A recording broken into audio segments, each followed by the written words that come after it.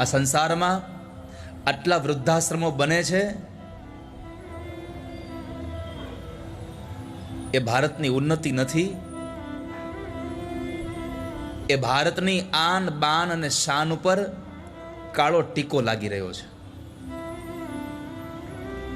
બે મંદિરો વધારે બને એ સારું છે, પણ વૃદ્ધાશ્રમ ન નિર્માણ થાય એવું જીવન જીવવું હોય, વૃદ્ધાશ્રમ નિર્માણ ન થાય એવો સમાજ જો પેદા કરવો હોય તો મારી પ્રાર્થના છે યુવાનોને કથામાં મોકલજો।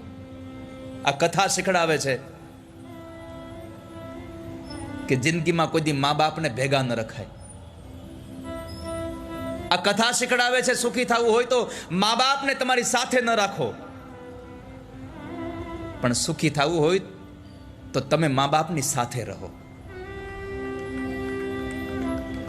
તમને થયું છે મા બાપને ભેગા ન રાખવા આવ્યું વાક્ય કહ્યું, આ શું થયું?